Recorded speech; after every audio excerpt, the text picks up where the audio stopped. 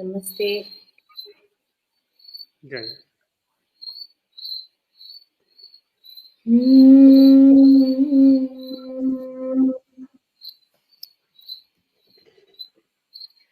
आ,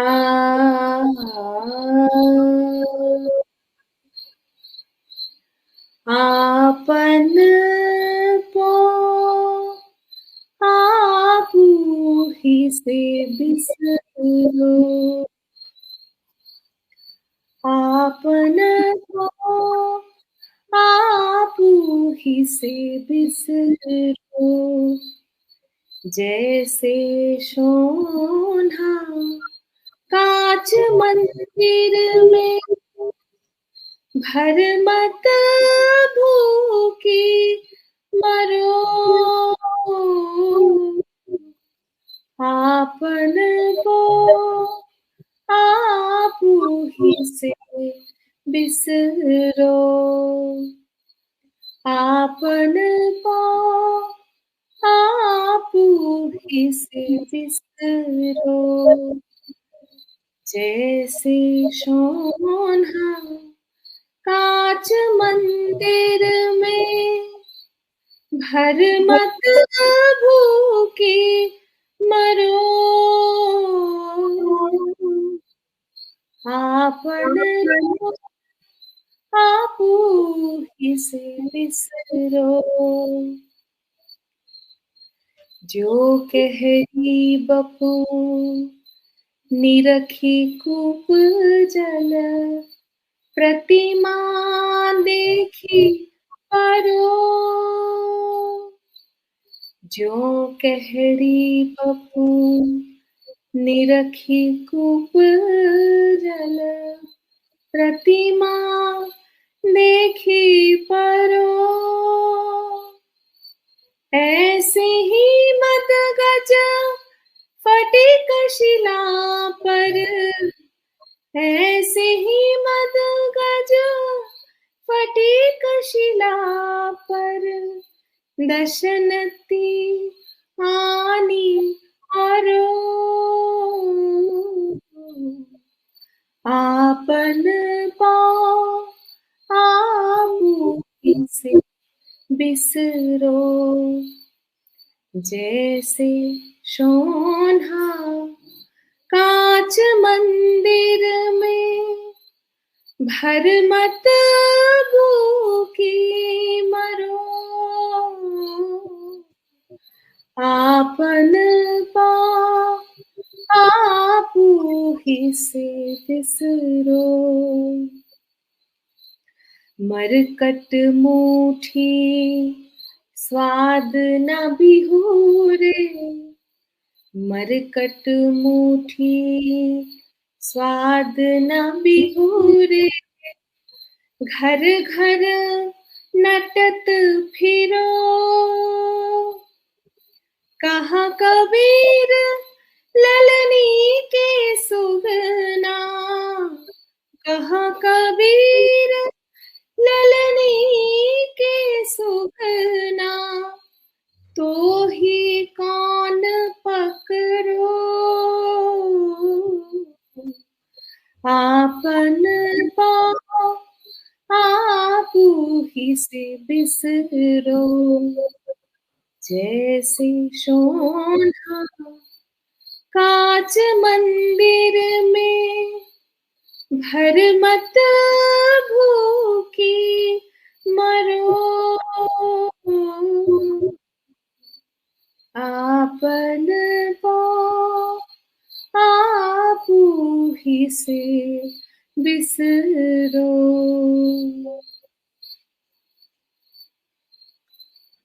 साधु।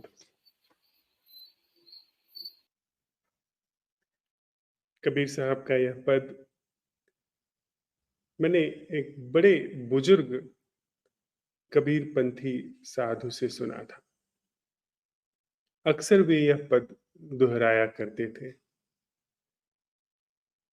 जिस गांव में मेरा जन्म हुआ था, उस गांव में वे अपनी मंडली के साथ में आते थे और बात बात में यह पद गाते थे, आपन पौ आपहि से बिसरो, जैसे श्वान कांच मंदिर में ब्रह्मवश भूखी मरो। इस पद को समझते हैं। यह पद अध्यात्म की ओर इशारा करने वाली, सत्य की ओर इशारा करने वाली एक ऐसी कीमिया को अपने गर्भ में समेटे हुए है, जिसको सिर्फ सुन भर लेने से, सिर्फ समझ भर लेने से, सोचने की भी जरूरत नहीं है, हमारे अंदर का सारा मल समाप्त हो सकता है। वस्तुतः कहा जाए तो जो धर्म है, जो सच्चा अध्यात्म है, वो सोचने का विषय नहीं है। इसका मतलब यह नहीं कि आप न सोचे तो अध्यात्म धर्म उपलब्ध हो जाएगा। वह एक नया तरीके का सोचना है कि आप न सोचें। बस इसका कुछ सोचने से लेना देना ही नहीं है। कबीर साहब के इस पद में उपनिषदों का निचोड़ समाया। ब्रह्म सत्यम जगन मिथ्या। ब्रह्म सत्य है और जगत झूठ है। माया असत्य है, ब्रह्म सत्य है। पूरा अब तक जो हम इंसानों ने, हम इंसानों की श्रेष्ठतम से श्रेष्ठतम जो मेधा ने कमाया है, उसका निचोड़ इस पद में है, इस पद के इशारे में है। कबीर साहब कहते हैं, आपन पौ आप ही से बिसरो। एक एक शब्द को समझते हुए चलते हैं। हम निकटतम और प्रथमतम किस घटना को जीवन के रूप में जानते हैं? जब जानने की घटना घटती है, जानने की घटना, तो किस घटना को सबसे पहले हम जानते हैं?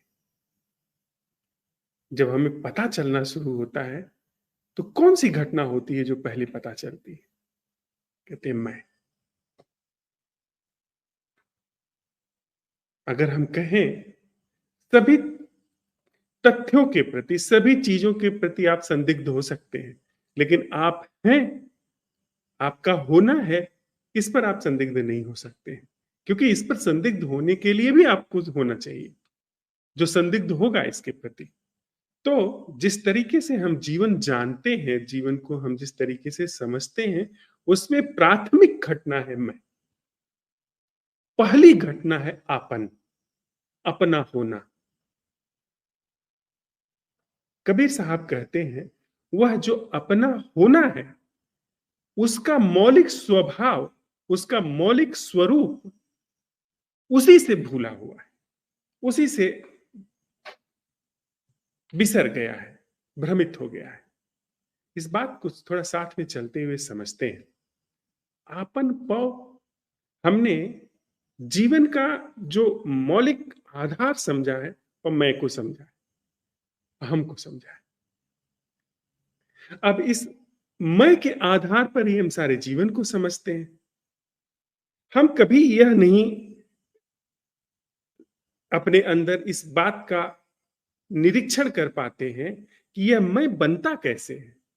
इस मैं की संरचना का, इस मैं के अंदर प्रयुक्त पदार्थ का स्वरूप क्या है?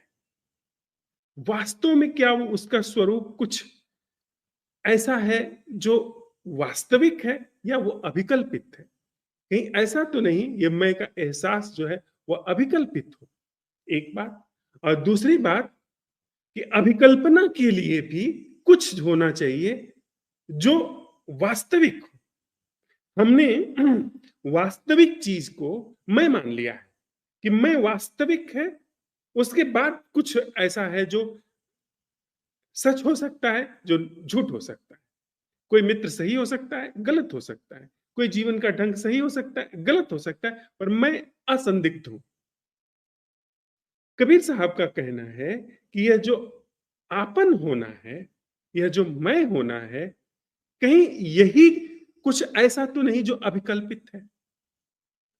तो अगर वो साथ में जांच पड़ताल कर रहे हैं, अगर इसकी हम जांच पड़ताल में जाएं, तो फिर बात आती है कि जो असल होना है मैं का होना असल होना नहीं, मैं के आधार का जो असल होना है, जिस पर मैं वास्तविक या मिथ्या रूप में भासता है, उस मौलिक पदार्थ का होना, उस असल सच का होना, उसकी जांच जरूरी है। उस मौलिक घटना का जिस पर यह मैं जैसी घटना वास्तविक या अवास्तविक रूप में भासती है, यह घटना उस घटना को भूल गई, उस घटना को यह नहीं जानती। आपन पौ अपना मौलिक स्वरूप अपने से ही भूला हुआ है, अपने से ही बिसरा हुआ है कि मेरा मौलिक स्वरूप है क्या। वे उदाहरण लेते हैं कि जैसे स्वान कांच मंदिर में ब्रह्म बस भूखी मरो। कृष्ण जी की शिक्षाओं में यह बात अक्सर आती है, ऑब्जर्वर इज द ऑब्जर्व्ड। जो आप देख रहे हैं वही आप है। इस बात को थोड़ा आगे चल करके हम विस्तार से समझेंगे, लेकिन उससे पहले आपन पाओ। अब हमने जो जीवन का मौलिक पदार्थ है उसको मैं समझा हुआ है। जानने वाला, जानने वाला जो है, जो मैं हूं, जो जानता हूं, किसी भी चीज को सही जानता हूं, गलत जानता हूं, पर मैं जानने वाले के रूप में हूं। यह जानने वाला कहीं ऐसा तो नहीं खुद के अनजानेपन, खुद के न जानने पर पैदा होता है। यह जानने की घटना जिसमें एक जानने वाला है, कहीं यह ऐसा तो नहीं है यह जानने वाली घटना एक अध्यास हो, एक झूठ हो, जिसमें हम कहते हैं कि हम जानते हैं। वह क्या है जो जानता है? कहीं ऐसा तो नहीं कि जो जानने का धरातल है, जानने की जो घटना है वह झूठ है? क्योंकि जानने की घटना में हमेशा दो होता है, एक जिसे जाना जाता है और एक जो जानता है। जानने की घटना का अगर हम भीतर सत्यापन करें तो हमेशा जानने की घटना जो है वह हमारे चित्त के धरातल पर घटती है, जिसमें हम किसी चीज के बारे में पूर्व सूचना रखते हैं। थोड़ा और गहरे चलते हैं। एक तो हुई यह जानने की घटना, दूसरी घटना है जागने की घटना। जागने की घटना अगर जानने की घटना से उसे थोड़ा सा हम पृथक करें तो जागने की घटना जानने की घटना से बिल्कुल पृथक। जागने की घटना के लिए हमारी कोई भूमिका की आवश्यकता नहीं है। अगर हम भीतर जाकर के सत्यापन करें, हम अगर अपने अंदर इस प्रश्न को स्थापित करें कि क्या कोई जागना ऐसा है जीवन के प्रति, वह जीवन जिस पर मैं जानने वाले के रूप में प्रकट होता हूं, जानने के वाले के रूप में उपस्थित होता हूं। ऐसे जीवन का क्या कोई ऐसा जागना है जिसमें मुझ जानने वाले की कोई भूमिका नहीं है, कोई उसका रोल नहीं? आप पाएंगे कि जागने की घटना नैसर्गिक रूप से हमारे अंदर विद्यमान है, जिसका मुझ जानने वाले से कोई भी लेना देना नहीं। इसका अभिप्राय हुआ, अगर यह सत्यापन में हमारे आपके साथ में आ रही है, हम आप साथ में चलते हुए इसका सत्यापन कर रहे हैं, अगर यह बात सत्यापित होकर के आती है कि जागने की घटना और जीवन के वास्तविक होने की घटना वह इस जानने वाले से बिल्कुल अलहदा है, बिल्कुल पृथक। मैं जानने वाला तब शुरू हुआ हूं जबकि जीवन घट चुका था, मां के गर्भ में था। मुझे नहीं पता था कि मैं कहां हूं, कौन हूं, क्या हूं, इंसान हूं कि हिरन हूं कि भेड़ बकरी हूं कि बाघ हूं कि पंछी, मुझे कुछ नहीं पता था। साल 2 साल बाद जब जीवन घट गया था, जीवन बढ़ गया था, तब मुझे धीरे धीरे जानना शुरू हुआ। तब जानने, जैसे जैसे बुद्धि विकसित हुई वैसे वैसे जानने की घटना शुरू हुई। तो जीवन तो मुझ जानने वाले के घटित होने से पूर्व घट रहा था, और हमको यह भी नहीं पता कि गर्भ से पहले जीवन किस रूप में था। कहीं ना कहीं तो था, कुछ ना कुछ तो घट रहा था, पर जानने वाला बहुत बाद में पैदा हुआ है। तो जो जानने की घटना बाद में पैदा हुई है, उससे पूर्व जो जीवन की घटना है वह, और उस जीवन की घटना में जागने की जो घटना है, सजग होने की जो घटना है, वह उसका जानने वाले से कुछ भी मतलब नहीं। जानने की घटना बड़ी सतही सी, बड़ी ओछी सी। उसमें बहुत गहराई नहीं है। कबीर साहब कहते हैं आपन पौ, यह जो दंभी अहंकार है, यह अपने अहम में, अपने लिमिट में, अपने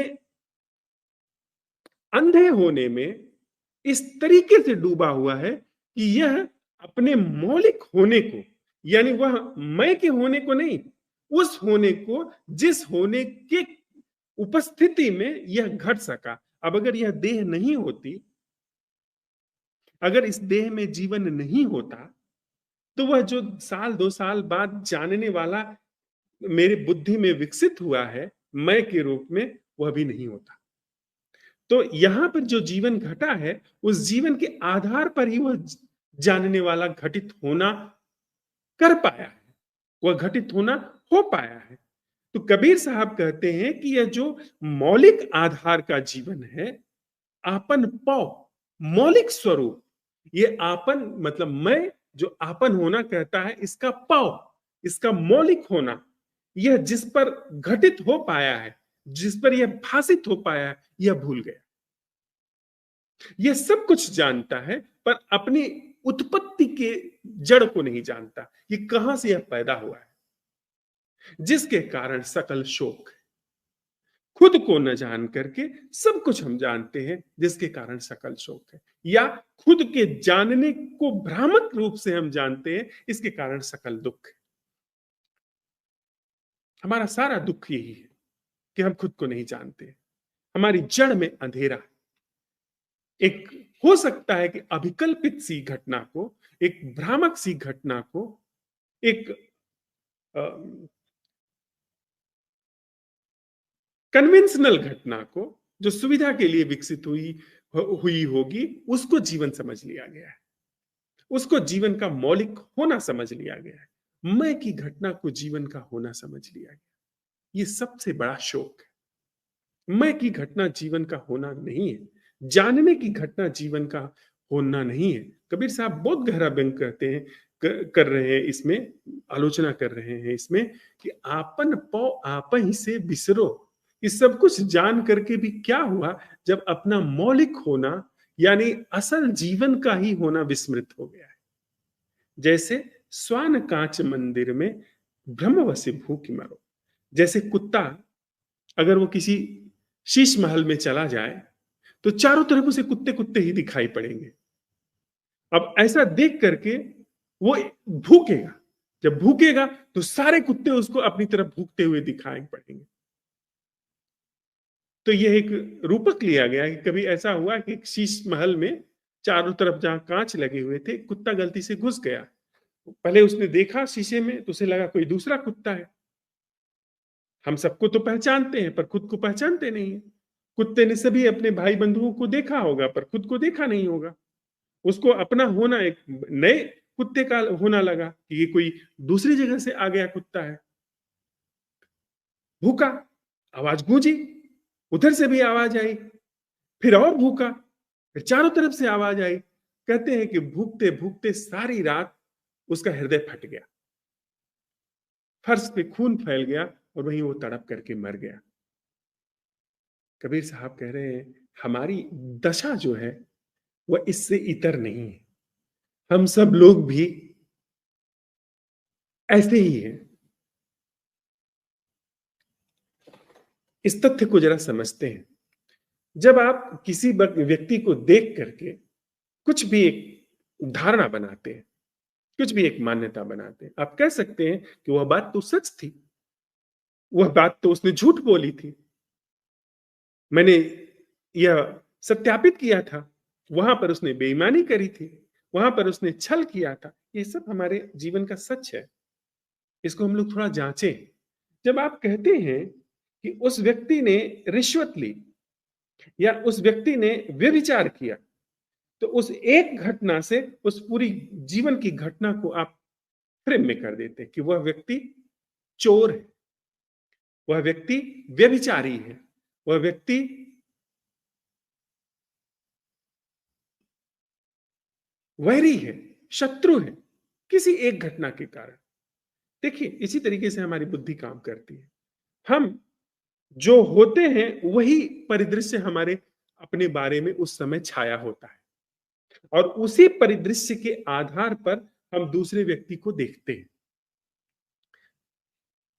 दूसरे व्यक्ति को देखते हैं, उसको तय कर देते हैं, क्योंकि हम उस विचार से पहले तय हुए रहते हैं। हम अपने तय विचार से दूसरे को देखते हैं, और दूसरे को अपने तय विचार से तय करके उसके बारे में एक तय निष्कर्ष लेकर के रख लेते हैं, यह मेरा मित्र है, यह मेरा शत्रु है। अब उस तय निष्कर्ष से हम तो अपने जीवन में और दूसरे दूसरे तय निष्कर्षों में बढ़ते रहते हैं, पर उस व्यक्ति विशेष के लिए हमने एक तय निष्कर्ष अपने भीतर जमा करके रख लिया। तो दूसरे में जो मुझे शत्रु दिखाई पड़ता है, दूसरे में जो मुझे व्यभिचारी दिखाई पड़ता है, दूसरे में मुझे जो हिंसक दिखाई पड़ता है, दूसरे में जो मुझे मूढ़ता दिखाई पड़ती है, वह एग्जैक्टली मेरी प्रक्षेपित है। मुझे क्या पता है कि वह व्यक्ति क्या है? मुझे उसकी एक जीवन की घटना का, एक आचरण का, या 10, 20, 50 आचरण का एक आकलन है, एक सूचना है, जिसका मैंने पिटारा बना करके या जिसकी छोटी सी गठरी बना करके मैंने अपनी खोपड़ी में रख ली कि वह व्यक्ति वह है। और हम तो बहुत गजब के लोग हैं ना, हम तो राजनेताओं पर, धार्मिक नेताओं पर, पुराण पुरुषों पर भी अपनी गठरी बना करके रख दे, कौन इनलाइटेंड है, कौन इनलाइटेंड नहीं है, कौन मूढ़ है, कौन चालाक है, उसके बारे, उन सब लोगों के बारे में भी, जो सामने नहीं है उनके बारे में भी हम अपने अंदर अवधारणाएं बना करके रख लेते हैं। तो गजब के लोग हैं ना। तो जो हम आप दूसरे के बारे में अवधारणा बना रहे हैं, हम आप वही हैं। दूसरे के अंदर जो हमें शत्रु दिखाई पड़ता है, वो अपनी ही शत्रुता प्रक्षेपित हुई है। ठीक उसी परिस्थिति में दूसरे व्यक्ति को वहां वह व्यक्ति वैसा नहीं दिखाई पड़ता है, आपको दिखाई पड़ता है, क्योंकि आपके अंदर शत्रुता है। बुद्ध को नहीं दिखाई पड़ती है शत्रुता, मीरा को नहीं दिखाई पड़ती है शत्रुता। जो समस्याएं हमको आपको दिखाई पड़ती हैं, वो दूसरे को नहीं दिखाई पड़ती। हमारे आपके लिए सतत हो रहे युद्ध और युद्धों में होने वाली गतिविधियां हैं, पर कृष्णमूर्ति जैसे लोगों को दूसरे देश जैसी स्थिति नहीं दिखाई पड़ती है, दूसरे धर्म जैसी स्थिति नहीं दिखाई पड़ती है। उनके अंदर युद्ध नहीं है। हमारे अंदर युद्ध होता है, हम युद्ध बाहर प्रक्षेपित करते हैं। बाहर प्रक्षेपित युद्धों को हम निष्कर्ष के रूप में अपने भीतर लेकर के आते हैं। तो जो हम होते हैं वही प्रक्षेपित होता है, वही चलता है।